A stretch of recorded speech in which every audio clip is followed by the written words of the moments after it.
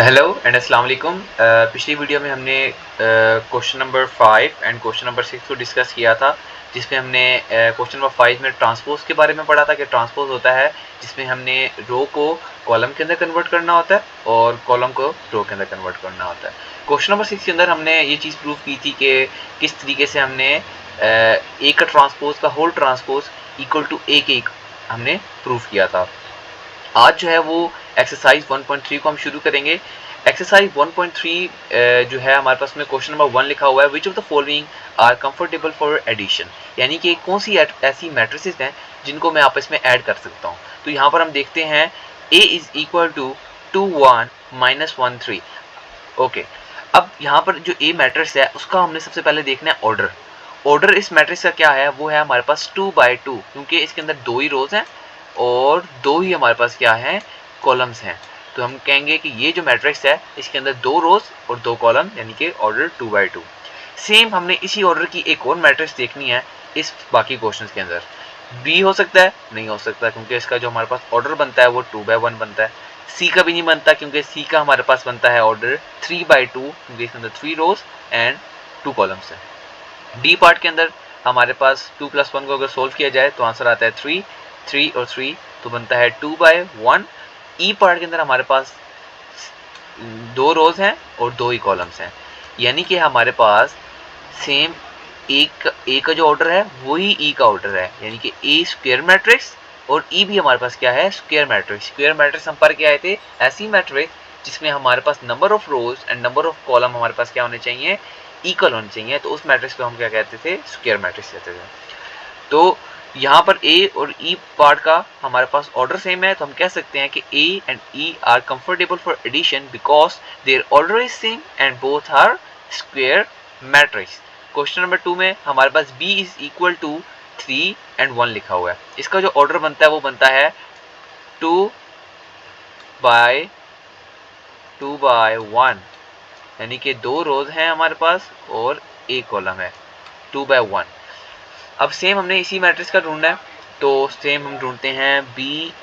D को check करें ज़रा, डी लिखा हुआ है 2 + 1 और 3। अगर मैं इसको सॉल्व करूं तो हमारे पास आता है 3 और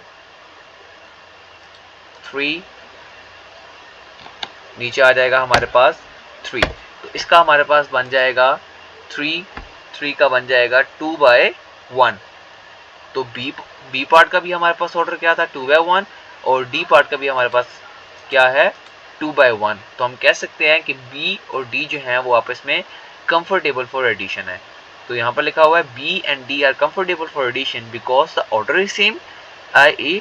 that is they have 2 rows and 1 column and both are rectangular matrix। और दोनों की दोनों रेक्टेंगुलर मैट्रिक्स हैं, यानी रेक्टेंगुलर मैट्रिक्स वो मैट्रिक्स होती थी जिसकी नंबर ऑफ रोज और नंबर ऑफ कॉलम्स आपस में इक्वल ना हो।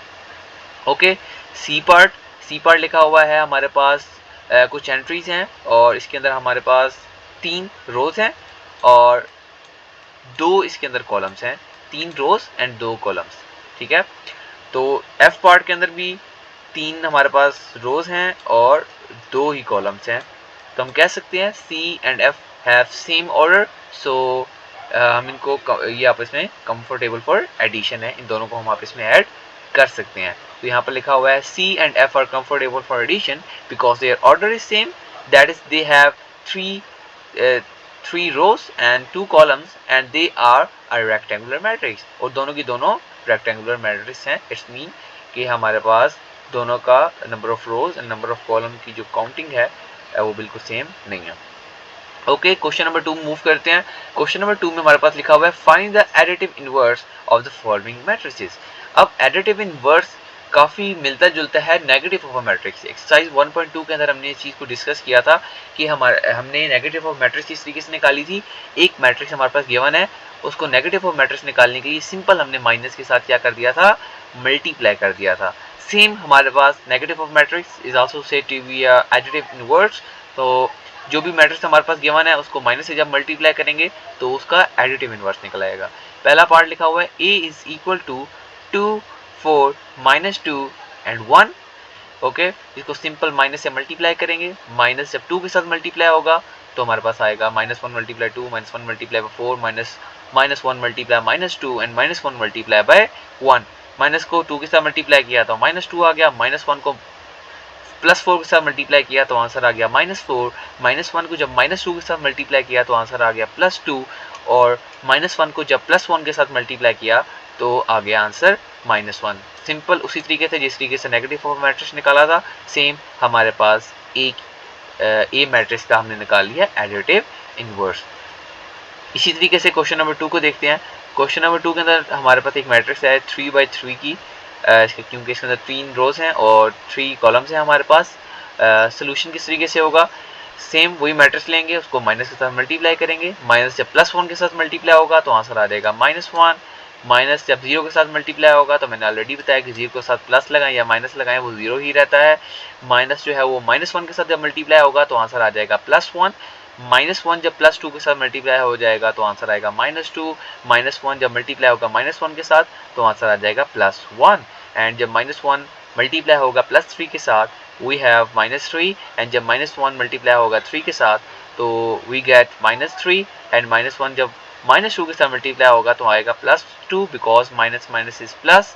सो -1 जब मल्टीप्लाई होगा +1 के साथ तो आंसर आ जाएगा -1। तो ये हमारे पास नेगेटिव ऑफ मैट्रिक्स निकल आया बी का। ओके, सी पार्ट में हमारे पास किस तरीके से है, C इज इक्वल टू 4 - 2। एक हमें 2/1 ऑर्डर की मैट्रिक्स गिवन है, इसको सेम उसी तरीके से माइनस के साथ मल्टीप्लाई करेंगे। जब माइनस को 4 के साथ मल्टीप्लाई कराएंगे, माइनस को -2 के साथ मल्टीप्लाई कराएंगे तो आंसर आ जाएगा -1 मल्टीप्लाई 4 -4 और -1 मल्टीप्लाई बाय -2 आंसर आ जाएगा +2। इसी तरीके से क्वेश्चन नंबर 4 भी आपने खुद करना है और क्वेश्चन नंबर 5 भी खुद करना है एंड क्वेश्चन नंबर 6 भी आपने खुद करके आपने इसका मुझे कमेंट्स के अंदर डन मैसेज करना है। ओके, आने वाली वीडियो में इंशाल्लाह हम क्वेश्चन नंबर 3 करेंगे इसका और एक्सरसाइज 1.3 को भी इंशाल्लाह 1-2 दिन के अंदर हम ख़त्म कर लेंगे। तब तक के लिए अल्लाह हाफिज़, अपना ख्याल रखिएगा, बाय बाय।